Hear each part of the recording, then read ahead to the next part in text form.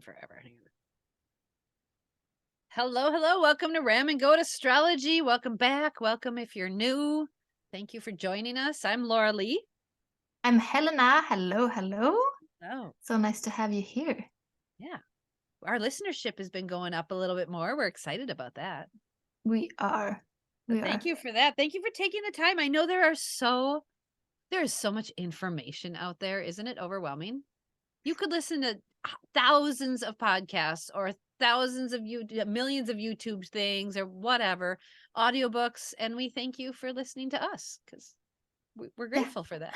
Yeah, we love you for it because we Right? love doing this. We love doing it. And we've been doing it for so long now. I mean, not the podcast, but we have been doing these chats for over a year now. I'm so proud of us. Yes. It's a Me big too. deal for Like me. every week for over a year. I know you're a little bit more of a consistent person than me, but this is a big deal for me. Yeah. But I also have Venus in Gemini. You So do. also like not. Yeah. And a Sagittarius MC. So You do. That's a big one. yeah. Gemini and Sag like to just kind of explore new things. Oh, what's new over here? Oh, let's change Scatterbrains. subjects over here. Yeah. Jumping from thing to thing. What does Deborah Silverman call that? The shiny syndrome, shiny thing syndrome? Oh, I do feel like that. Yeah. Follow the shiny thing. What's like over the there? What's over there?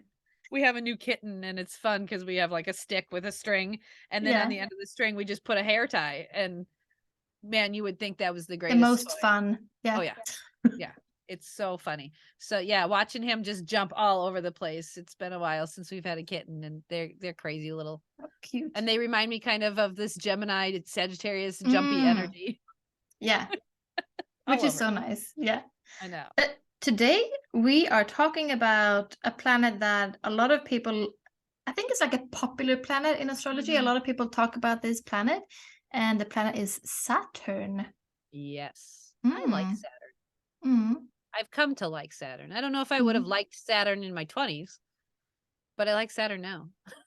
Yeah. I like Saturn too. I respect Saturn a lot. I have a lot of respect for Saturn.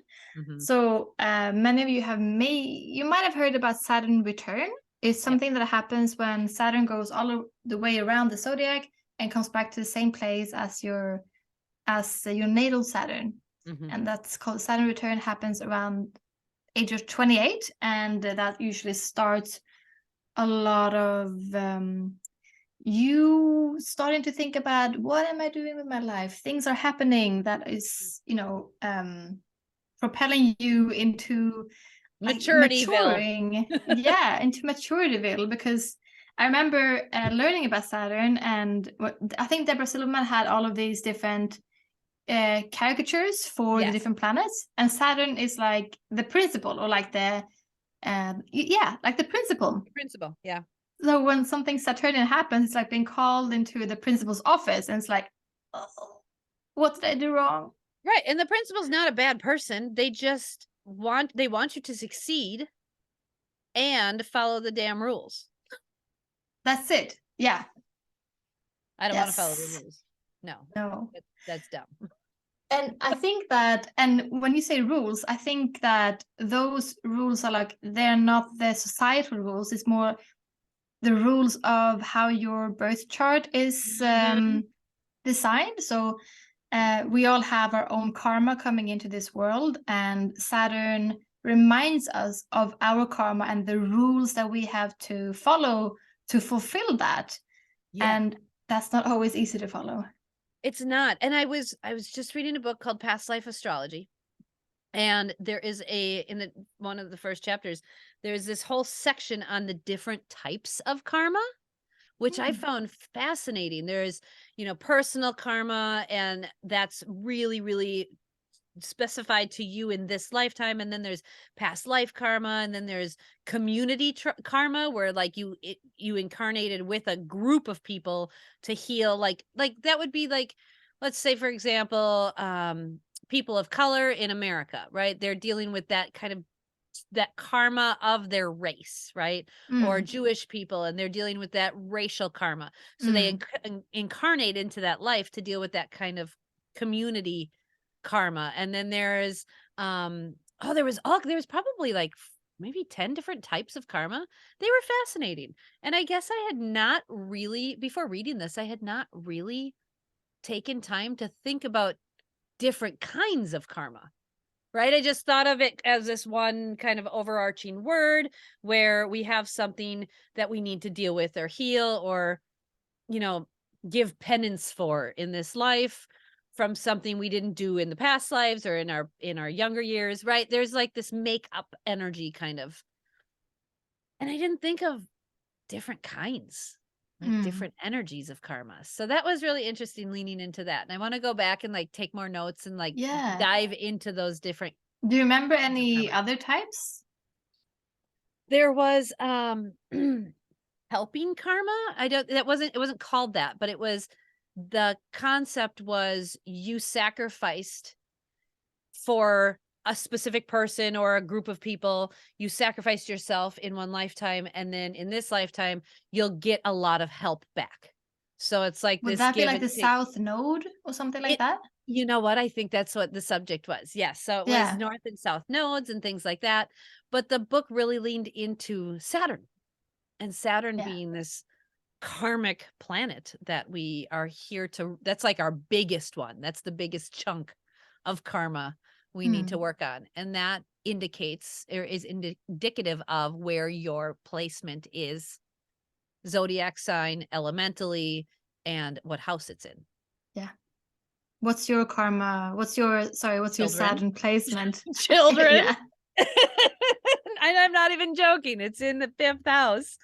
So it's the house of procreation and children. And we had a journey trying to get pregnant. And then, now Mm. here we are with 5 of them. And then, of course, mine's in Libra, which is about finding balance and harmony, which I think is freaking funny. And when you had your first Saturn return, because we have depending on how long you live, but it comes back every 28 years. So for your first Saturn return, you had your first kid. I did. So Elliot came when I was 27. And then Gertie is my Saturn return child. So she Oh, has okay. a Saturn in Libra. And both of my parents have Saturn in Libra. So I am their karmic Saturn return child. Yeah. And Gertie is my karmic Saturn return child. And then Gwen is when I was 31. So she's just post that. And Mm. she's the one that really helped me to integrate the karmic lessons, that Saturn lessons of maturity. So that's like the Mm. integration period is 31 to like 34, somewhere in there. And so I Mm. had to integrate that Saturn energy and find harmony because I totally crashed and had adrenal failure and like balance issues. Really, my adrenals weren't Yeah. balanced and my stress wasn't balanced, and I didn't know how to find harmony. I didn't Yeah. know how to find peace. So a lot of your Saturn related karma is to do with that, with children Yep. and balance. And that Libra energy. Yeah. Finding the Om. The Om. I've lost it currently. Well, you have like how many weeks is your little bub? He will be 6 weeks tomorrow. Yes. I mean. I know. Yeah. I know. I hear you. But so last week we talked about midlife crisis transits that happen around late 30s and beginning to mid 40s. And this is also sort of like somewhat of a crisis that people experience. Can be. Yeah, it very much can be, because this is so Saturn actually makes a big aspect every 7 years. Yeah. So from when you're a kid, you become 7, and there's some lessons that happens around 7, and the next one is 14. Yeah. That's when Saturn And is opposite. I like to think of those as like the maturity leap, Yeah, right? When you're exactly. 7 to 8, you kind of start to have this awareness that the universe doesn't center around you and that there are other people involved and that you need to start maturing and think about the other, right? So that's the first like Saturn grow up is when you're 7 to 8 and you get out of that little kid phase and into big kid phase. And it's you know, you start to have this self-actualization and self-realization. And then again at 14, 15, well, we all know that time frame is a shit show. You That's can actually a go time back, where I wouldn't want to relive that. It was tough right? and it was beautiful, probably. I don't remember too much of it. It was tough. You could go back and ask anybody, Yeah. how was your life At when you were 14 14. and 15? And they'll be like, "Oh, God, no." Right? Don't want to talk about it. No. Yeah. No, and what's interesting, and I don't, share this because I think it's a good idea. I share this because I think this is important to know about astrology. My Saturn is right next to my Mars. And Mars is your sex drive and your want and your need and what you're going to do, right? And so both of those are in Libra, which is finding balance and harmony and peace and all that. And it's relationship and the other. Mm. And mine is in the 5th house of not only procreation, but recreational sex, fun Yeah. sex. And Mm. I chose that to check out into when I was 15. Like that was Oh, my thing. That was the okay. drug of choice for Mm. me. And I look back now and I'm like, "Oh my God, what? No, that was not okay. Like too young. Holy Mm. crap." And then I look at my chart and go, "Well, it it's right there, right? I was Yeah. rebelling against authority because I was having my Saturn opposition Saturn. And if you know the zodiac at all, what sign is opposite of Libra? Bum, bum, bum, bum. We have Aries, and Yeah. Aries Saturn opposite Libra Saturn is going to cause this Wow. fiery rebellion, right? And I just didn't listen to my parents. I didn't listen to any authority. I was like, screw y'all, and went and found boys, lots of them. Yeah. Yeah. And it wasn't hard to find boys. I mean, they're easily found. They're everywhere. So yeah, so Yeah, when that first one around is when you're 7, it's when Saturn makes a square, and yeah, then at 14 it's opposite, so opposite. everything goes in a circle, and then again it makes another square. And About how old are you 21. then? About 21. 21. Yeah, Yep. that's also a learning curve age. Yeah. Big one. 'Cause now Big you're not one. I moved now you're abroad. not a kid anymore. Now you're Yeah. officially an adult, and you Yeah. have to officially act like an adult. I think this is when I moved at 20 or 21, I moved across the world. So that was my Hot Saturn square damn. Saturn. Yeah. And to Saturn square to your Sagittarius Saturn, Yeah, right? exactly. Yeah, So yours is in that's right. Sagittarius natally, correct? It is. It is. It's in the 12th Which is house, which is Sagittarius. travel. And you were feeling that tension Exactly. to get out and travel. You wanted to get out of Oh my Sweden and goodness. travel. Yes, yes. You went to And it was, Australia. yeah, and that was a really, really good idea for me. That was Saturn doing its thing. And I remember being very scared. And my friend actually, like, I wanted to go, but I was super scared and anxious about leaving my home. And so my friend, who was already in Australia, really helped me to overcome that. And I was just going to stay for a couple of months, but I ended up staying for like 5 years. So, You went from a yeah, so couple months to 5 years. yeah, That's yeah, and fascinating. yeah, I remember being like, I'll give it a few weeks, you know, it's okay if I go home early. But yeah, that was me really embracing Saturn and being brave enough, because you have to take a leap sometimes. You And do. that was one of the best things I've done in my life. Isn't that interesting? Yeah, a real maturing phase. That's the thing. It forced you to grow up. Mm. I moved with Philip he joined the Air Force after high school, and he was stationed in Texas. And that was about 2,200 miles away from where we are in Wisconsin. So I joined him, and I just packed up and Wow. saved money for a couple months, and we were 19, and we just away we went. And it was a good thing for me, and especially when I hit that 2021 phase, it Mm. was a good thing for me to be away from home. I didn't leave home then, but I was gone. And that was when I was going through fertility struggles and fertility challenges. And it was Saturn square Saturn. and Saturn was transiting Cancer. Mm. So motherhood, and it was in my second house, and it was squaring Saturn in Libra in my 5th house. So I really started to crave babies really bad. Like I really wanted to start a family. It was like it was eating me away. It was causing mental health issues. Like I was desperate. That would be a great word. Desperate to mature and create this family and make family, home, home. And I was trying to create this home away from where I originated. And it was a very emotional time for me with that Cancer, Saturn, and this hard lesson about not becoming a mom when I wanted to, right? Because Saturn rules time and makes you Yes. wait for shit.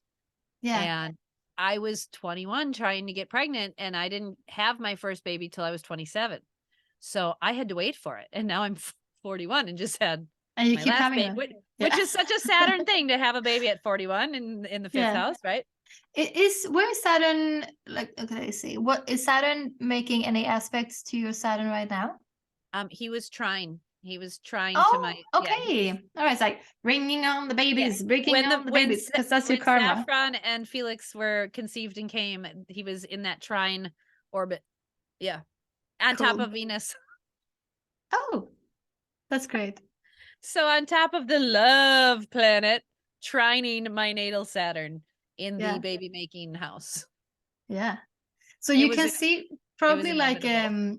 yeah, with your own, if you start mapping out, or like start to remember and write down the years for when Saturn has made a transit to an aspect to your Saturn, and write down the ones for squares, oppositions, when it's conjunct against, when they made a whole lap, and then go back and think what happened during those years. You will start to see a pattern probably Patterns. around That's what my is your favorite thing Saturn to do. karma. That's Yeah. my favorite thing to do is go back. And that's really how I taught myself astrology, is basically starting to read the chart, then go back and figure out like what was going on, and then Yeah. start to see the pattern and see how the energy manifested. Yeah. That wouldn't have made sense to me unless, or to really anybody, or you wouldn't have been able to necessarily say this is how this Saturn square Saturn will happen unless I lived it. I went through massive fertility issues. That makes sense. Having Saturn square Saturn in Cancer and Libra, 2nd house and 5th house. Taurus is stubborn, strong energy, that 2nd house. 5th house is baby making. Cancer is mamahood.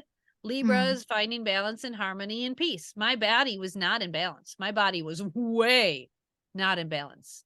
Yeah. And Saturn rules the body. It rules the physical parts of your body, right? The bones and the teeth, and yeah. So when you look at what happened during that one particular transit when I was 21, and you see how that played out and go, oh, isn't that interesting? It led to fertility issues. Like that was the struggle for me. And the maturing I had to do in order to actually conceive was then the next, that last closure, right? When Saturn came around to conjunct itself to my Saturn return, that was that maturing 7 years where I really had to grow up so I could then be in balance and have kids and all that. It's fascinating. Yeah, it is. And Saturn, I hear people talk a lot about when you have your Saturn return, you have this huge window of opportunity to grow. Yeah. And I remember listening to that and thinking like, because I got real deep into astrology after my Saturn return, and thinking like, oh my God, did I miss my window? You can't grow anymore. You're done. No. Or No like, more growth for you. did I not do the right thing? Did I not make the right decisions? But I mean, everyone's doing exactly what they can do. So even though if you're not sure, like for example, the last Saturn square to Saturn before I had my Saturn return, I moved to Australia. On my next when I had my Saturn return, then I had been home for 1 year, something like that, and was really depressed for being home again. I did not want to be back home. Interesting. Yeah, so now my brain is going, oh, you know, it's something to do with traveling and being away and being home, and then. But so now, what's happened lately, the last couple of 5-6 years, when I've been maturing, is that I've accepted this place more and more, like a lot. I remember really hating my situation when I got back, and hating this country and hating the people in it. Everyone was so boring and everything was terrible. And the process has been like me starting to accept that this is where I live and this is where my family is, and just starting to love it. But it's taken me a long time, and maybe because my Saturn is in Sagittarius, so I always want to be somewhere else. Yeah. And you also have a unique Saturn placement, isn't it? Next to, it's conjunct. Yeah, Uranus. 1 degree, a little bit less than 1 degree apart. Yes. So that I think yours is a unique situation, because we're not just talking about Saturn in your situation. We're talking about Saturn with this influence, this permeated energy of Uranus that trickles through it, right? So Saturn is here in the sky at this position, and Uranus is here, and the energies literally merge together as they flow down to affect us squishy little brains on planet Earth. So you and everyone else who was born right around your birth date has this Saturn conjunct Uranus, which influences the way that Saturn comes out. It influences this urge to be rebellious. And I'm just going to move to Australia. I'm going to come back to my home, and I don't want to be in my home. I don't like this. I want to be free. I want to be independent. Oh yeah. Like, that's so Uranian, you know? So you're really influenced by that energy too. And it does cause chaos. It does cause chaos. And if you think about Uranus ruling the nervous system, I can see how you would definitely be in a depressive state. With your nervous system would feel that Saturn pressure, right? Saturn's like this pressure. It's intense. And your nervous system was like, get off my back, man. And it wouldn't get off your back because. No, and I had bad anxiety then. So probably that's why. I'm just realizing this, actually. Yeah. So this is where I talk to people a lot about mental health. I just did a vendor event this past Saturday, and I was doing some readings. And one of the ladies, she had quite a bit going on in her 6th house of health, in Aquarius. And her moon was there next to Mars, and there's a whole bunch going on. And I was like, let's talk about your health, specifically your mental health. And she was like, how did you know? I was like, well, it's all over your chart, but but there is stuff to astrology and health and mental health and physical health. And it does make a difference what transit you're in. And I can easily see how you'd be dealing with anxiety and depression during that time. Because not only is Uranus and Saturn energy arguing within you, right? Like you're the beacon. They're not currently in the sky like that. They're currently in the sky, quote unquote, in you. So you're walking around with this Saturn Uranus like conjunction, and then Saturn in the sky is starting to come around and get to your Saturn return. And that's like doubly Saturned. And if you've got these two Saturn energies, one current in the sky and one innate within you, poor Uranus was like, oh my God, I want to break free. Yeah. Oh my God. Oh my God. Oh my God. Right? Like I can see where you would just feel this unbelievable heavy pressure and freak out because of it. Absolutely. Oh, it's so interesting because now when I'm thinking back, like, because it's so much about independence, and what happened during that time was I was not independent at all for a while because I got so anxious and depressed that I had had this one friend who was taking care of me, and I lived with her for a while too. Like I felt like I couldn't be alone. Interesting. Yeah, and I didn't trust myself anymore. So I lost that, you know, because I've always loved that side of me, that I'm rebellious, spontaneous, just going out, doing things, trying new things. And then all of a sudden I was too scared to. Yeah, it's like it took your That freedom was the Saturn away. return. It did Saturn take my took your freedom away. Oh. The principal said, no, you're in detention. Yeah. Oh, yeah. You had 2 principals on top of that rebellious child, and that rebellious child wanted to throw a tantrum, and you knew you were maturing to know, I'm not supposed to live alone right now. Yeah. I'm not, that's not okay. Yeah. That's the maturity, though. That's the beauty of Saturn. If you It weren't is. if you weren't leaning into that maturity and you weren't going through that, you would have done the rebellious and it probably would have gone way wrong, right? Like it probably Mm. would have gone downhill and just not ended up well. But because you leaned into the fact that you knew, I'm not supposed to be alone right now. Mm. I need to have help and support while I'm going through this maturity process, while I'm growing up, right? And because your little rebellious toddler did, Yeah. didn't want to do it. No. Isn't that interesting to It's so re-examine it? interesting. Yeah, Saturn is such a clear example because it just, when you go back in time and start doing this, it will be so clear to you. I It will know. be so clear. Yeah, it will be. And I think that's really the best thing I've done with astrology to really start learning myself on a deeper level is Mm. going back. Like Yeah. going back. So Philip and I have our anniversary tomorrow. It's our 20th anniversary, wedding anniversary. Ah, And congratulations. Did you it say is, 20th? yeah, 20. So we got married 5/23/03, and now it's 5/23/23. So technically, I guess that would be Wow. 555, huh? But anyway, um, we have been examining what we were doing 20 years ago, like what Yeah. types of things were going on, right? And what happened during that wedding and after, and just all kinds of stuff. And I've been just going back in the charts and looking at his chart during that time and my chart and looking at our composite chart. And it's fun to play around and see those energies, especially the quote unquote hard ones, right? The hard Yeah. times that we go through. But it's been such an educational experience for me to go back and check those transits out. And Mm. so we were just talking about this just yesterday.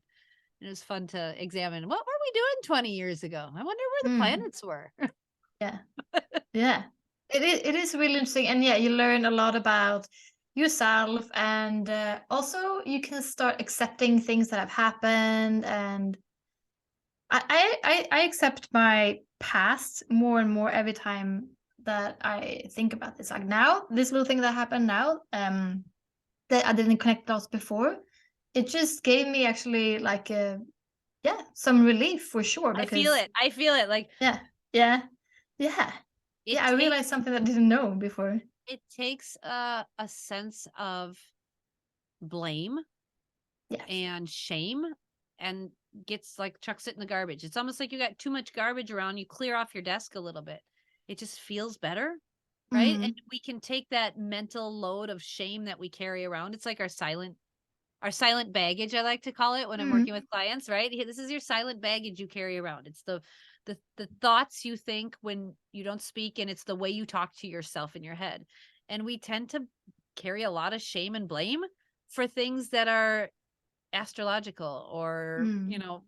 other influences, right? Mm. Spiritually pushing you or whatever. And it does feel better to recognize, oh, I needed to go through that depressive period because that was the lesson. Oh, Mm. okay. Like, Yeah, all right. because even though I never actively thought that it was bad of me or wrong of me or something like that to be depressed and to feel bad, I think I've carried this little thing about that maybe I was weak. Yeah. I don't think I've ever thought those words, but there's a feeling around it, Yep. and that has now been actually cleared. Like now, That'll be and that's $75 amazing. for the Yeah, therapy today now, Helena. yeah. That's Uh, that's the thing I love doing for other people. yeah, I love yeah. helping them with that because I've experienced it. I've experienced that. Yeah. Oh, okay. Well, look at that shit right there. Well, all right. That was the Yeah. lesson. The hard crap we blame ourselves for was the thing we had to go through. It's the thing the planets were like, "Hey, this direction."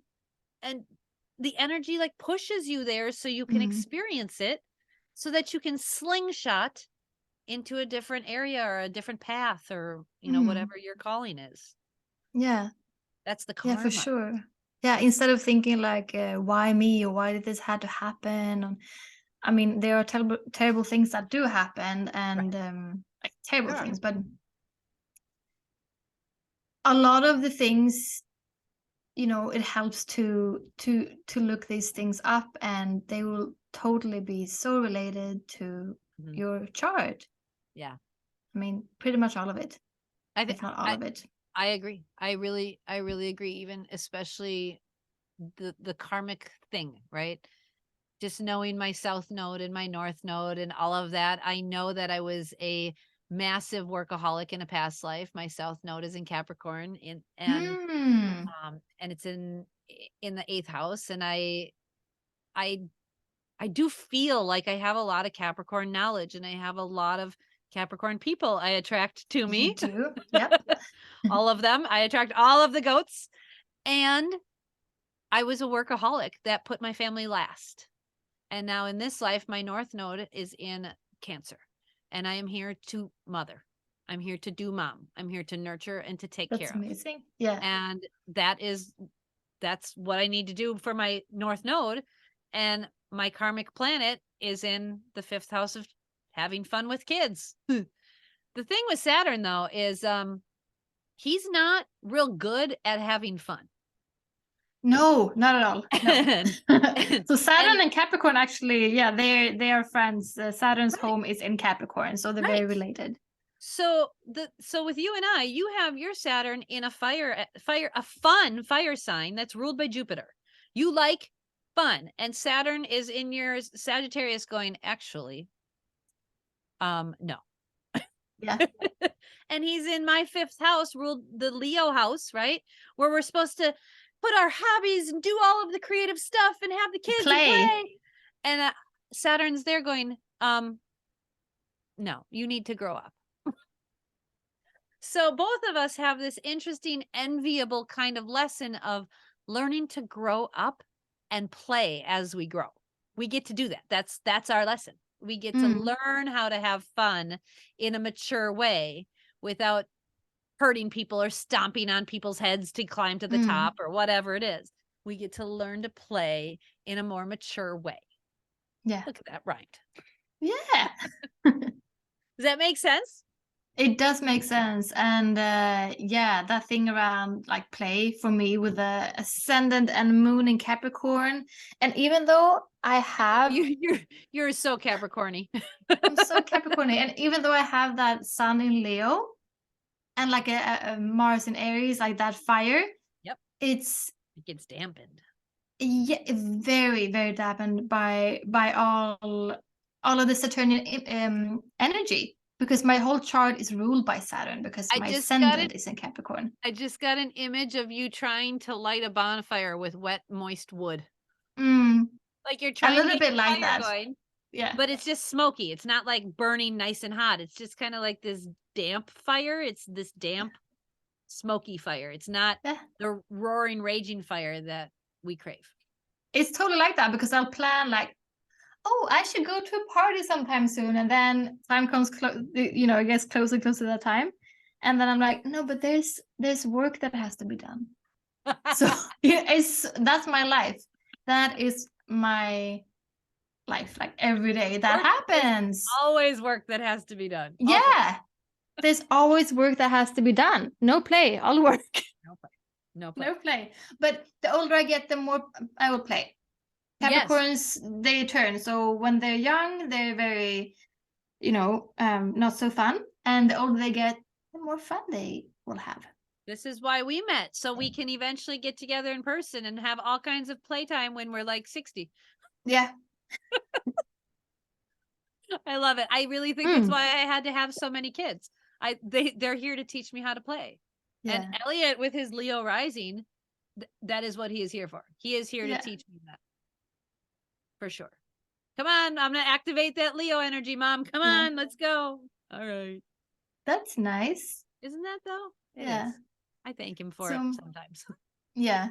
And Yeah, so Saturn keeps coming back every 7 years. Mine is coming up in 2-ish years or something like that. And so, and there's this thing too about the like number 7, isn't Yep. it said that every 7 years you totally renew all of your Your cells? body, your cells. Yep. Yeah. So, and that's very interesting that Saturn has these 7-year cycles of maturing, and that every 7 years, physically, you're actually a new person also. I got a thing with And the 7. 7-year itch, and you Yep. know, all of the 7 things. I'm a 7 on the Enneagram personality thing. I'm a 7. My life path in numerology is a 7, or my soul, whatever the big one. And then my initials are LLL, and if you turn them upside down, it's 3 7s. Wow. I know. Anna, who we had on the show, actually was the one who told me that one. That's cool. And now I just 777. now we have 7 people in our family. So there's a bunch of Wow. 7s for me. Yeah. 7's a thing. Probably why I like Saturn. I really do enjoy Saturn. So many people are scared, and I want to explore that. Why are people scared of Saturn? Of their Saturn return and all that? Why are they scared of it? Because work is hard and we don't want to do the hard work. I think that's it. Well, that was easily said. Thank you, Capricorn. I've been thinking about that one a lot. But isn't It's it true, isn't though. it that just like the easiest answers are the most real? It's like that. We don't want to do the work. So we're scared of the work. Yeah. Yeah, because It's hard. we're taught in our society to avoid pain. Yes. And hard work usually equals some kind of pain. Physical, Yeah. mental, emotional, spiritual pain comes with Mm. work. Yeah. You know, if you're working out, your muscles start to hurt. If you're Yeah. learning a new something, a new language, a new skill, your brain hurts. If you're learning how to be a parent at age 30, that's hard. That hurts. Yeah. Yeah. There's a lot of pain involved with growth and maturity. Yeah, it's just like when you actually grow, you know, you get the bone aches, Mm-hmm. you know, when your bones are growing. Oh, my kids are going through that right now. I Right remember now. that feeling. Yeah. It's painful. Yeah. Philip actually has stretch marks on his low back from growing so fast, so tall, so fast. He has stretch Oh my marks God. going this direction, like the opposite of pregnant women, Yeah.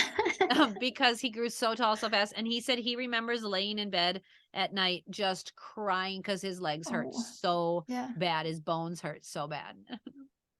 But he also has Saturn in the 6th house, Oh, and it's in yeah. Scorpio, and so he would hurt a lot at night. Interesting. Scorpio, and Yeah. 6th house is health. Yeah.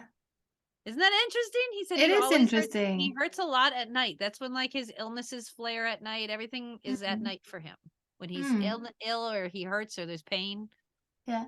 And now also in my brain, you know, to combine the Saturn growing mental pains, and then because Saturn rules bones also. So when you grow and you actually have pain in your bones, the next time I hear someone saying that, I think I'll try and remind them that, you know, that is actually you maturing. That's what's It is. painful.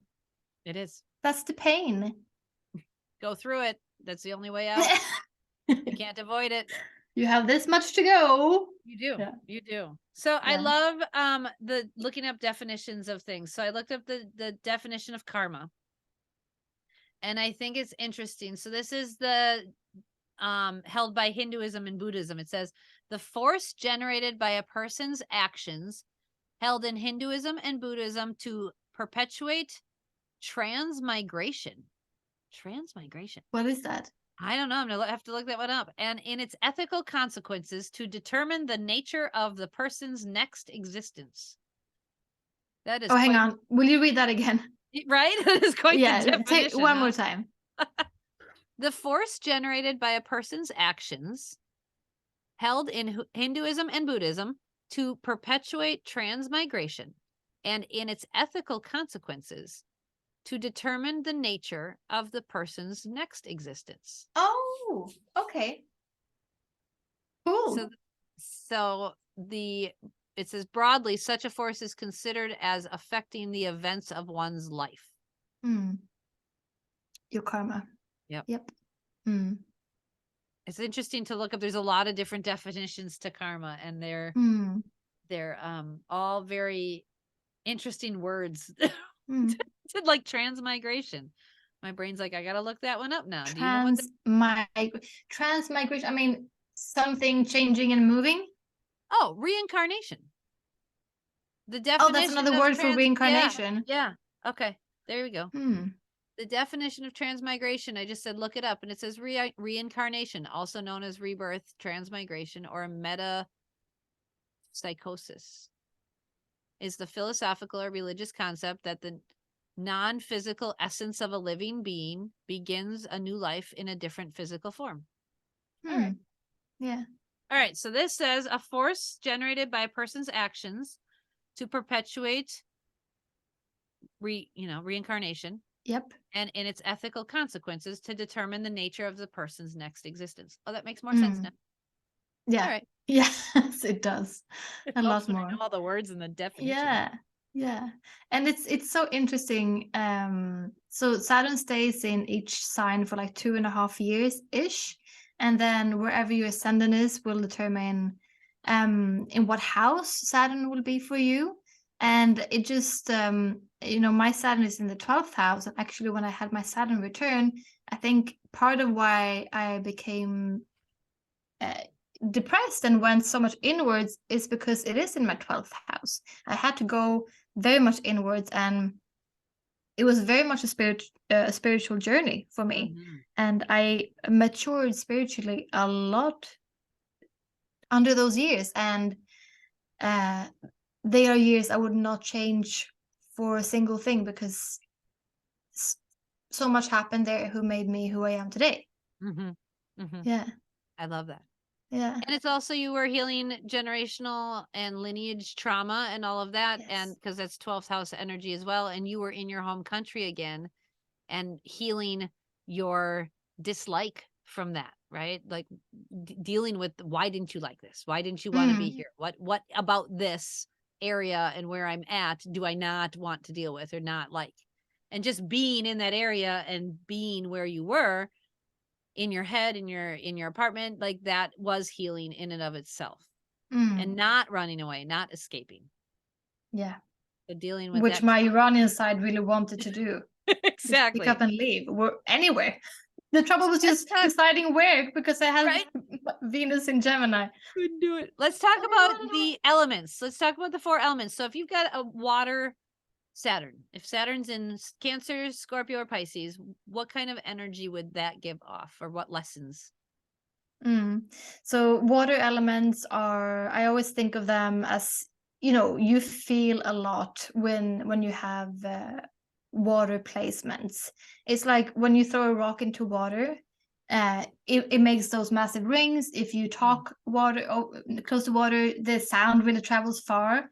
And water just changes. So it's a lot about your emotional body, and it goes very deep. Water goes very deep. I keep thinking vibration. The vibration energy is probably pretty strong within you. So if you're born with your Saturn in water, you are going to experience things very deeply whenever there's a Saturn transit. Whenever Saturn's talking to another planet, you're going to feel the vibrations within your liquid body, right? Our body is all liquidy, and you're going to feel that viscerally inside of you. And Saturn rules restrictions. So you may feel really, really emotionally restricted. I don't know. You might feel like you just can't even emote anymore like you used to. That might be a thing too. Yeah, because it's hard. I mean, Saturn and then liquid, because it's hard to put borders around water, Yeah. Water. Have you seen this meme where a person's trying to sweep away the water on the beach? I love that one. It's like you trying to control your emotions. A mop and a bucket. Yeah, mopping. He's literally trying to mop up the ocean, and it's a good one. That's sort of a Saturn in a water sign. I like that. That's a great one. What about Saturn in an air sign? So I've got mine in Libra.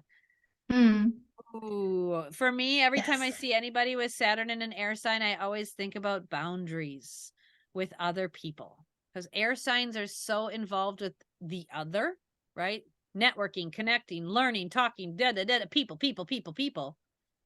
And Saturn wants you to create some boundaries with that, restrictions, like chill out with the people a little bit.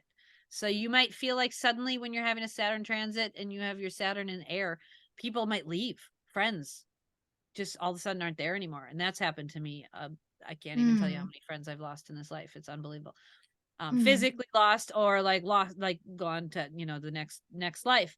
And it's been an interesting transition for me to mature into that and be okay with that. But definitely boundaries setting, and with people, learning how And to air say no. is also a lot about, you know, your mental activity. So there might be things like that also coming up on how you process information. Oh yeah. Oh yeah. Limits, like really pulls back. Like you need to learn stuff, but keep learning what you're like, grow in your maturity, right? Don't in your learning. Don't just keep learning the fun stuff, right? Like Saturn wants you to really work hard at trigonometry or whatever it is to figure it out. Get this right. Do this. Earth signs. Saturn likes earth signs. Yeah, Saturn belongs in an earth sign, and because Saturn is about hard work, and earth is a very hard working element. It's very grounded and analytical and all of those things. But when Saturn comes around, you might work too hard, I think. Right. You know, it might become that thing that is just pushing you too far, or you become maybe too rigid, too boxy, too square. For sure. And I think rigidity is what I would see more than anything with that. Yeah. And then what's our last one? Air. Fire. Fire. Get the fire. So if you, I do. And I feel like with fire, you might have lessons around, because fire likes to just do things without thinking and just start things up. So there might be lessons around, are you just, you know, are you being too spontaneous? Are you doing things too fast without thinking? That's what I was thinking, is the spontaneity. Yes. Like, let's go do like the shiny syndrome, right? Like exactly. Yeah. Yeah, for sure. That one I see big time. So Saturn lessons, I think I enjoy them because I think maturing is what we are here in Earth School to do, right? We're here to mature into our spiritual path. We're here to mature into our purpose. And Saturn is the helper for that. And like, why not just embrace it? Don't fear it, you know? No. Make it your friend. You just have to do some research and, you know, in your brain, and accept what your Saturn lessons is. And my goal is to become friends with Saturn. You know? Yes, for sure. Because if you fight him, I mean, it's like the truant kid at school or the rebellious kid at school who fights the principal. It doesn't usually work. You usually just keep getting in trouble, right? So that's the thing with Saturn. If you do fight him and you don't accept those lessons, you're going to just keep getting knocked against the wall by the universe. I promise you. It's true. Like Deborah said, you know. Our teacher, First Deborah Saturn Silverman, whispers, said that. First the whisper, and then if you don't listen, it will be, you know, start yelling, and then maybe push and shove. I call it the cosmic frying pan upside the head. Like someone, right. You just, you better listen or you're going to get whacked with a pan. You know, and that comes in the form of crazy accidents, or, you know, your house gets taken by the bank or whatever. Like if you're not leaning into your Saturn in the second house, asking you to be mature about your finances, and you don't do that, well, now suddenly you don't have your car because it got repossessed by the bank, right? Like that's the kind of shit Saturn will do if you do not listen to him.